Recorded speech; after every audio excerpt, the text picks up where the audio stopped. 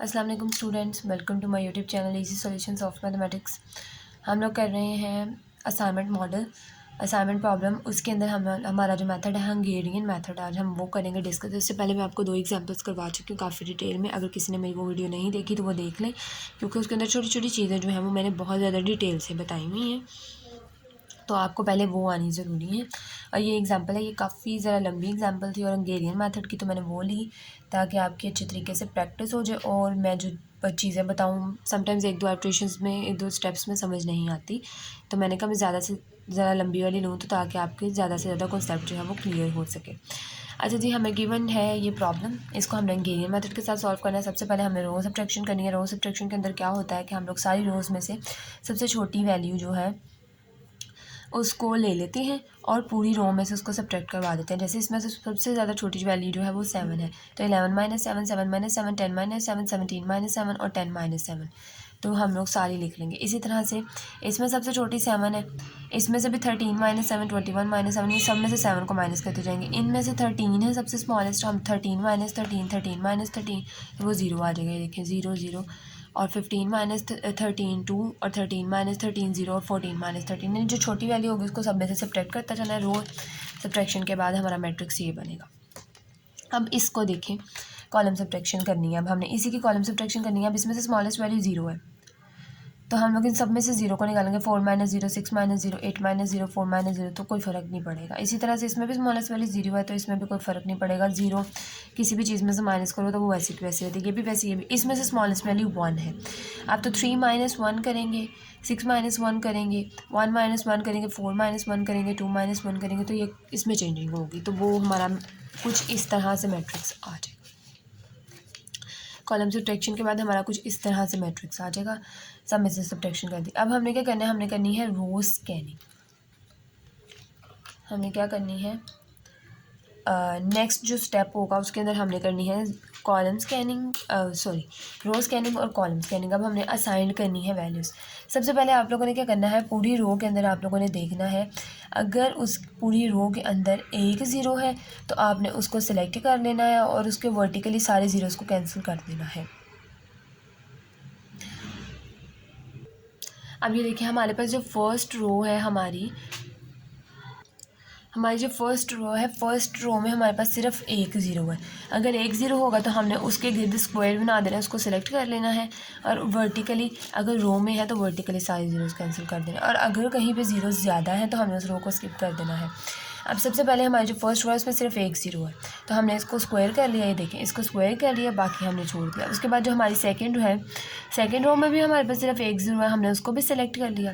अच्छा, इसके अंदर जब हमने इसको सिलेक्ट कर लिया और इसके बाद हमने नीचे वाली सारे ज़ीरोज़ को कैंसिल कर दिया, 1 2 3, तीनों को कैंसिल कर दिया। जब हमने रो की बात करनी है तो हमने वर्टिकली सारे ज़ीरोज़ को कैंसिल कर देना है, जब हमने रो की बात करनी है। जब हमने रो की बात की, अब इसके अंदर मैं आपको करके दिखा देती हूँ इधर अलग स्टेप। ये इसको सेलेक्ट किया, अब वर्टिकली हमने नीचे इसके जितने भी ज़ीरोज़ होंगे ना, कॉलम सब्ट्रैक्शन करने के बाद आप अलग से दोबारा से एक मैट्रिक्स बना लें, तो दोबारा से वही मैट्रिक्स बना लें और उसके अंदर ये सारा काम कर लें। इसको किया सेलेक्ट, बट जब रो स्कैनिंग कर रहे हैं ना, फर्स्ट रो में सिर्फ एक है, तो हमने फर्स्ट रो में से सिर्फ एक ली और उसकी वर्टिकली, रो में वर्टिकली करना है। वर्टिकली जितने भी ज़ीरोज़ होंगे उनको हमने क्रॉस कर देना है, और उसके बाद हम लोगों ने नेक्स्ट रो पे आ जाना है। नेक्स्ट रो में एक ही 0 है, उसको हमने किया सेलेक्ट, और रो है तो वर्टिकली जितने भी ज़ीरोज़ होंगे उनको कैंसिल करना है। इधर ऊपर नीचे कोई 0 नहीं कैंसिल करेंगे। नेक्स्ट रो में आ जाए, 1 2 3 ज़्यादा 0 हैं, छोड़ दें इसको, और अगली 2 में कोई भी 0 नहीं है। अब हमने कॉलम स्कैनिंग स्टार्ट करनी है। कॉलम स्कैनिंग में देखो सेम यही हिसाब करना है, जिस कॉलम में एक 0 होगा उसको सेलेक्ट कर लेना है और फिर हॉरिजॉन्टली 0 कैंसिल करनी है, और जिस कॉलम में कोई एक से ज़्यादा 0 है तो हमने उसको छोड़ देना। अब देखें, फर्स्ट कॉलम में सिर्फ एक 0 है तो हमने उसको किया सेलेक्ट, और कॉलम वाइज है तो हम वर्टिकली हॉरिजॉन्टली 0 कैंसिल करेंगे, इन दोनों को कैंसिल करना है।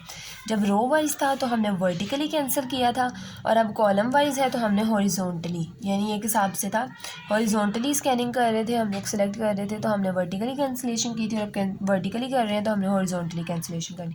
इसको सिलेक्ट किया, ये दोनों 0 कैंसिल हो गए, और ये हमारे फाइनल टेबल के आगे फाइनल टेबल जो है वो बन गया। इसकी शेप। अब हम लोगों ने क्या करना है नेक्स्ट, अच्छा हम जो नेक्स्ट स्टेप 3 है ना उसमें भी मैंने यही काम किया हुआ था, लेकिन मैंने आपको इधर ऊपर ही करके भी दिखा दिया है। उसके बाद हम लोगों ने क्या करना है, ये हमारे फाइनल टेबल की बन गई शेप। अब हमने इसके अंदर ये टेबल दोबारा बनाया और नीचे बस लिख दिया है। वैसे आप लोग चाहें तो स्टेप 2 में यही काम कर सकते हैं।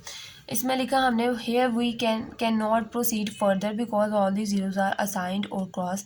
हम लोग इससे आगे नहीं जा सकते क्योंकि सारे ज़ीरोज़ या तो असाइंड हैं या क्रॉस्ड हैं। Also 5 is not equal to 3, 5 is not equal to 3। इसका क्या मतलब है 5 कि हमारे पास 5 रोज़ है, 1 2 3 4 5, और इसके अंदर असाइंड कितनी वैल्यूज़ हैं, सिर्फ 1 2 3 है। तो क्यों 5 रोज़ है ना, तो 5 ही असाइनमेंट्स होनी चाहिए, 5 ही असाइंड वैल्यूज़ होनी चाहिए। तो ये दोनों एक दूसरे के इक्वल नहीं है, so this is not feasible solution. Now we follow the following procedure. हमने क्या करना है, हमने इसी टेबल के अंदर हमने फॉलोइंग प्रोसीजर करना है। Tick all the unassigned rows, सारी अनअसाइंड रोज़ को टिक करना है। If a tick row has a zero, unassigned rows कौन सी हैं, ये भी असाइंड रो है, ये भी असाइंड रो है, इसमें भी एक वैल्यू है असाइंड, इनमें कोई असाइंड वैल्यू नहीं है, कोई ऐसे ज़ीरो नहीं है जिसके गिर्द मैंने स्क्वायर लगाया हो। ये भी अनअसाइंड है, ये भी अनअसाइंड है। तो अनअसाइंड रोज़ को हमने टिक करना है। और अगर unassigned rows has a zero तो नेक्स्ट हम लोग क्या करेंगे, then tick the corresponding column if the column is not yet ticked. And if उसके बाद हम लोग क्या करेंगे, अगर उस रो में ज़ीरो होगा तो हम उस ज़ीरो के कॉरस्पॉन्डिंग कॉलम को टिक कर देंगे। और अगर उस कॉलम के अंदर, और if a ticked column has an assignment then tick the corresponding row if the row is not ticked yet. पहले ऑलरेडी टिक को हम लोग दोबारा टिक नहीं करेंगे। अब इससे मैं आपको देख के बताती हूँ हम लोगों ने क्या करना है। सबसे पहले हमने अनअसाइंड रोज़ को करना है टिक, अनअसाइंड रोज़ को टिक किया। उसके बाद हम लोगों ने क्या करना है, जो अनअसाइंड रोज़ को टिक किया है वो हमने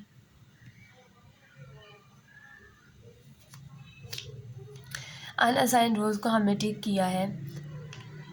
उसके अंदर हम लोगों ने जो उसके बाद उन्होंने कहा है कि टिक रोज़ का अगर कोई ज़ीरो है, अगर उनके अंदर कोई ज़ीरो है तो उसके कॉरस्पॉन्डिंग हमने कॉलम को टिक कर देना है। और अगर उस टिक्ड कॉलम के अंदर कोई असाइनमेंट वाली वैल्यू है तो उसके कॉरस्पॉन्डिंग रो को भी कर देना।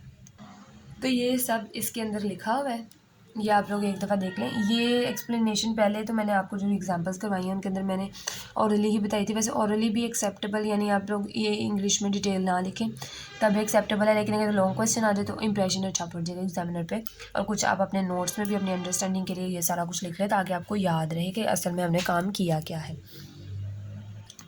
चलो जब प्रैक्टिकली करके देख लेते हैं तो हमारे कॉन्सेप्ट ज़्यादा क्लियर हो जाएंगे। क्या करना है, हमने अनअसाइंड जो रो है हमारी उनको करना है टिक। ये दोनों अनअसाइंड रोज़ थी, इनको कर दिया टिक। और फिर हम लोगों ने क्या करना है, उन दोनों रोज़ के अंदर जो फर्स्ट रो में जो ज़ीरो है, अगर उनमें कोई ज़ीरो है तो इसमें एक ज़ीरो है ना, अच्छा हमने इस ज़ीरो को असाइंड करते हुए कंसीडर नहीं करना। उस वक्त हमने समझना है कि ये डिलीट है, हम इसको असाइन नहीं कर सकते जिस पर क्रॉस किया, लेकिन वैसे ये ज़ीरो है, ये मौजूद है टेबल में, इसको हम कंसीडर करेंगे। रो जो है उसके अंदर हमने देखा एक ही ज़ीरो है, उस ज़ीरो के कॉरस्पॉन्डिंग हमने कॉलम टिक कर दिया। दूसरी रो को हमने देखा, दूसरी रो में भी एक ज़ीरो है, उसके कॉरस्पॉन्डिंग वही कॉलम था तो ऑलरेडी टिक है, तो करने की ज़रूरत नहीं है दोबारा। उसके बाद हमने क्या करना है, जो कॉलम टिक किया है अगर उसमें कोई असाइनमेंट है, अगर किसी ज़ीरो के गिर्द स्क्वायर है जैसे इसमें है, तो हमने उसके कॉरस्पॉन्डिंग रो को भी कर देना है टिक। और ये मैंने इसको भी टिक कर दिया और ये हमारी हो गई टिक। अब हमने क्या करना है, नेक्स्ट जो वो हमारा स्टेप है, नेक्स्ट स्टेप के अंदर हमने जो अनटिक्ड रोज़ हैं, ये भी टिक रो है, ये भी टिक्ड रो है, ये भी टिक्ड, जो अनटिक्ड रो है जिनमें जिन रोज़ पे कोई टिक नहीं है उन पे लाइंस लगा देनी है, और जो टिक्ड कॉलम है उन पे लाइंस लगा देनी है। अच्छा नीचे में मैं आपको बता देती हूँ क्या लिखा, repeat the step 2 and 3 until the no more ticking is possible. यानी स्टेप 2 3 क्या था, उसमें यही था कि हमने जो है पहले रोज़ को, अनटिक्ड रोज़ को टिक करना है, उसके बाद उनके कॉरस्पॉन्डिंग कॉलम्स को टिक करना है, और अगर उनमें कोई असाइनमेंट है तो हमने उसको टिक कर देना। तो वो कह रहे हैं इस वक्त तक आपने टिक करना है जब तक कोई टिक करने की पॉसिबिलिटी ना रह जाए। अब यहाँ पे मेरे पास जितने टिक हो सकते थे मैंने आपको करके दिखा दिए हैं, अब नेक्स्ट कोई फर्दर पॉसिबिलिटी नहीं है। उसके बाद उन्होंने कहा draw lines through unticked rows and ticked columns, यानी कि जो अनटिक्ड रोज़ है उन पे लाइंस और टिक्ड कॉलम पे लाइंस लगानी है। Number of line represent the number of possible assignment. चलें जी, अब यहाँ पे एक लाइन लगेगी, एक लाइन यहाँ पे और एक लाइन यहाँ पे, तो ये मैंने लगा दी लाइन्स नेक्स्ट पेज पे। अब यहाँ पे लाइंस लग गई। अब कह रहा है find out the smallest value which doesn't have any line passing through and called it theta. अब वो वैल्यूज़ जिन पे कोई लाइन नहीं है, जैसे 3, 10, 2, 3, 6, 3, 8, 11, 1, वो वैल्यूज़ हैं जिन पे कोई लाइन नहीं है। इन वैल्यूज़ में से स्मॉलेस्ट वैल्यू देखनी है हमने, ये दो भी और ये तीसरी, इनमें स्मॉलेस्ट वैल्यू 1 है, थीटा इज इक्वल टू 1 है। अब हमने क्या करना है, इस 1 को, जो इंटरसेक्शन पॉइंट है, इंटरसेक्शन पॉइंट क्या होता है, एक लाइन और दूसरी लाइन जो होती है किसी जगह पे मिल जाए। एक लाइन वर्टिकल लाइन या हॉरिजॉन्टल या कोई सी दो लाइंस कहीं किसी पॉइंट पे मिल जाए, यहाँ पे दोनों मिल गई हैं, तो वो इंटरसेक्शन पॉइंट होता है। यहाँ पे हमने थीटा को ऐड करना है, यानी यहाँ पे वैल्यू 14 है, तो यहाँ पे हम लोग थीटा क्या है हमारा 1 है, तो इसमें हम थीटा को ऐड कर देंगे, 15 हो जाएगा। यहाँ पे क्या है 0 है, ये भी इंटरसेक्शन पॉइंट है, यहाँ पे भी हम थीटा को ऐड कर देंगे 1। और यहाँ पे पूरे टेबल में हमारे पास सिर्फ 2 इंटरसेक्शन पॉइंट है जहाँ पे 2 लाइंस पास हो रही हैं, इन दोनों में हमने थीटा को कर देना है ऐड। और जिन वैल्यूज़ पे कोई लाइन नहीं है इनमें से हमने थीटा को करना है सब्ट्रैक्ट। और जो सिंगल लाइन रखते हैं जिन पे एक ही लाइन है उनको हमने वैसे ही लिख देना। अच्छा लिखिए, at theta if 2 lines passing through, यानी 2 लाइन्स पासिंग थ्रू और यहाँ फिर 2 लाइन्स इंटरसेक्ट ईच अदर। उसके बाद subtract theta if no line passing through, theta को सब्ट्रैक्ट करना है अगर कोई लाइन पास नहीं कर रही। ये तीनों पॉइंट्स बहुत इंपॉर्टेंट है क्वेश्चन करने के हवाले से कि add theta if 2 lines passing to intersect और subtract theta if no line, अगर वो वैल्यू जिनके ऊपर कोई लाइन ही नहीं लगी उनमें से हमने सब्ट्रैक्ट कर देना है। और no change if value has only 1 line, और इनमें कोई चेंज नहीं होगा। 6, 0, 4, 5, 0, 2, 0, 0 ये वैसे ही आ जाएंगी क्योंकि इनमें कोई चेंजिंग नहीं है। देखें 2, 0, 0, 0, 4, 5, 6, 0 और इसी तरह से ये दोनों ज़ीरो भी क्योंकि इन पे भी सिंगल लाइन है, और ये ज़ीरो भी इन पे भी सिंगल लाइन है। ये इंटरसेक्टिंग पॉइंट थे, इसमें थीटा को ऐड किया 15 और यहाँ पे भी ऐड किया तो 1 हो गया, 15 और 1 आ गया। और बाकी जो वैल्यूज़ थी ऊपर नीचे वाली जिन पे कोई लाइन नहीं थी उनमें से हमने 1 को सब्ट्रैक्ट कर दिया, तो हमारे पास ये टेबल आ जाएगा। चलें जी, अब हमने क्या करना है, अब हमने अबव स्टेप्स को उस वक्त तक रिपीट करना है जब तक हमारी सारी असाइनमेंट्स जो हैं वो हो ना जाए। अब हम इसके अंदर सबसे पहले असाइन करके देखते हैं वैल्यूज़ को। सबसे पहले हम लोग रो स्कैनिंग करेंगे। फर्स्ट रो में 1 0 है, उसके ऊपर हमने इस तरह से स्क्वायर कर दिया और उसके वर्टिकली जितने भी ज़ीरो थे कैंसिल कर दिए।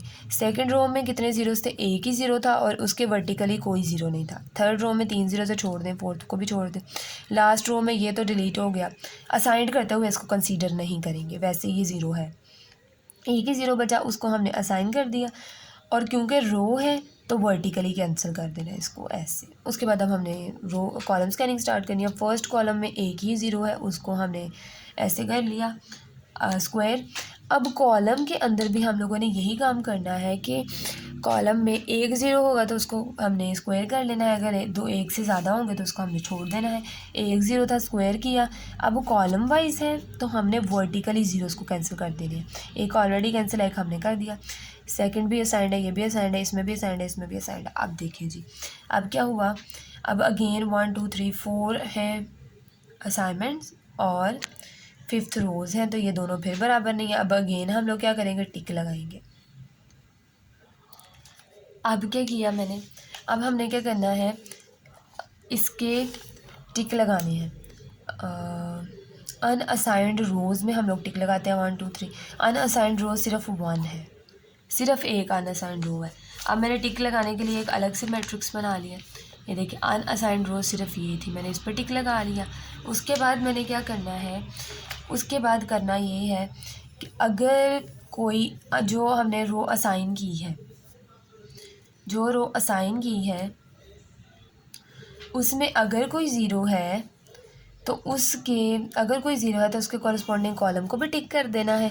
और अगर उस पूरे कॉलम के अंदर कोई रो असाइंड वैल्यू है तो हमने उससे कॉरस्पॉन्डिंग रो को भी टिक कर देना। ये वाला काम किया। अच्छा, ये मैंने अब मैट्रिक्स दोबारा बना लिया क्योंकि उस पर मैंने टिक लगाए हुए थे ताकि आप लोग कंफ्यूज ना हो। टिक किस तरह से हम लोगों ने करने हैं, सबसे पहले अनअसाइंड रो हमारी एक ही है, उसको टिक किया। उसके बाद उस रो में देखें ज़ीरो है, 1 0 है, जहाँ ज़ीरो होगा उससे कॉरस्पॉन्डिंग कॉलम को किया टिक, और अगर उस कॉलम में कोई असाइंड वैल्यू है, एक असाइंड वैल्यू है ना, तो उससे कॉरस्पॉन्डिंग रो को कर। ये तीन हो गए। उसके बाद जिन रोज़ पर टिक नहीं है, जिन रोज़ पर टिक नहीं है, अनटिक्ड रोज़ 1 2 उस पर लाइन लगा दी 3, और टिक्ड कॉलम पे लाइन लगा दी। अब ये रहा वो मैंने लाइन लगा ली इसके अंदर जो अनटिक्ड थी 1 2 3, जिनके ऊपर कोई टिक नहीं था, और टिक कॉलम, अनटिक्ड रोज़ और टिक्ड कॉलम मैंने कर लिए टिक, लाइंस लगा ली उनके ऊपर।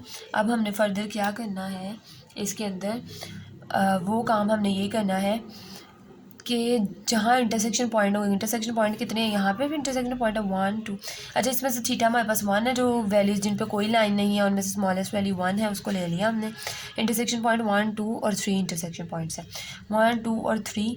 यहाँ पे हमने 15 में 1 ऐड कर देना है, 1 में भी 1 ऐड कर देना है, यहाँ पे हो जाएगा 16, यहाँ पे हो जाएगा 2, यहाँ पे हो जाएगा 1। उसके बाद जिन के ऊपर कोई लाइन नहीं है, बिल्कुल सिंपल वैल्यूज़ पड़ी हुई हैं, उनमें से हमें उसको माइनस कर देना, 2 - 1 9 - 1 1 - 1 कर देना है, 2 - 1 5 - 6 इसी तरह।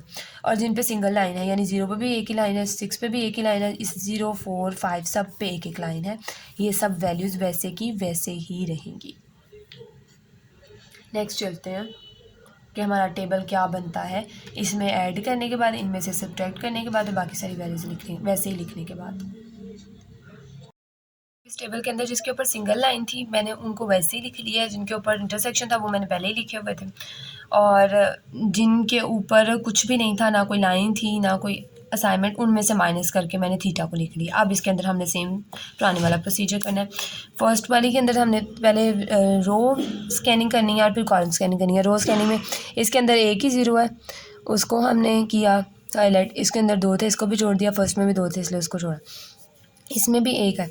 अच्छा, इसके अंदर कोई ज़ीरो नहीं था, इसको जब हमने हाईलाइट किया नीचे, इसलिए हमने किसी ज़ीरो को क्रॉस नहीं किया। रो स्कैनिंग अब इसकी देखें तो इसमें ये था, अब इसके ऊपर नीचे देखें एक ये ज़ीरो है, इसको कर दें कैंसिल। उसके बाद लास्ट वाले में भी सिर्फ एक ज़ीरो है, उसको भी मैंने हाईलाइट किया और वर्टिकली हमने इसको कर दिया कैंसिल और इसको भी कर दिया कैंसिल, 2 ज़ीरो कैंसिल। अब हमने कॉलम स्कैनिंग करनी है। फर्स्ट कॉलम में एक ही है तो उसको मैंने कर दिया हाईलाइट, स्क्वायर, उसके गिर्द स्क्वायर बना दिया। इसमें भी एक असाइनमेंट है, इसमें भी एक असाइनमेंट है, इसमें भी सिर्फ एक ज़ीरो है, उसको मैंने सॉरी, इसमें जब हमने इसको किया है तो ये क्रॉस हो जाएगा। मैंने जब हमने इसको कॉलम को इसको हाईलाइट स्क्वायर बनाया था, इसको असाइन कर दिया था, तो इसके हॉरिजॉन्टली ये वाले क्रॉस हो जाना था, ये भी क्रॉस हो गया, ठीक है। अब देखें, अब दोबारा, अब ये वाली एक और हमारे पास जो है वो फर्स्ट वाली जो है वो रो रह गई है जिसमें कोई असाइनमेंट नहीं है। अगेन अब यही प्रोसीजर हम लोग करेंगे। देखें, अब इसी के अंदर मैं सारा कुछ करने लगी। अनअसाइंड रो को टिक किया, अनअसाइंड रोज़ में ज़ीरोज़ हैं, एक ज़ीरो है, 2 ज़ीरो है। अनअसाइंड रो को किया टिक, उसके अंदर जो ज़ीरो है उसमें कॉरस्पॉन्डिंग कॉलम को किया टिक, और उसमें इसको किया टिक, और उसी में एक और ज़ीरो भी है इसी रो में, इसके और इसके कॉरस्पॉन्डिंग कॉलम को भी कर लिया, दोनों कॉलम को टिक कर दिया। अब हमने क्या करना है, उस कॉलम में अगर कोई असाइंड वैल्यू है, अब फर्स्ट कॉलम में एक असाइंड वैल्यू है, उसकी कॉरस्पॉन्डिंग रो को टिक कर लिया, और दूसरे कॉलम में भी एक असाइंड वैल्यू है जो हमने असाइन की हुई है, तो उसकी कॉरस्पॉन्डिंग रो को भी कर लिया टिक। चलें जी, अब ये हो गया हमारे पास टिक। अब हमने क्या करना है, अनअसाइंड रोज़ और असाइंड कॉलम्स के ऊपर क्रॉस लगानी है। चलें जी, मैंने लाइंस लगा ली हैं। अब इनके ऊपर अब हमने क्या करना है, अब हमने इसके अंदर से थीटा देखना है। थीटा अगेन हमारे पास 1 है, थीटा इज़ इक्वल टू 1 आ गया। अब हमने क्या करना है, जहाँ जहाँ पे इंटरसेक्शन पॉइंट है वहाँ पे हम उसकी वैल्यूज़ को लिखते हैं। चलें जी, जो इंटरसेक्शन पॉइंट थे 1 2 3 4 थे, उनमें हमने एक एक नंबर यानी थीटा को ऐड कर दिया।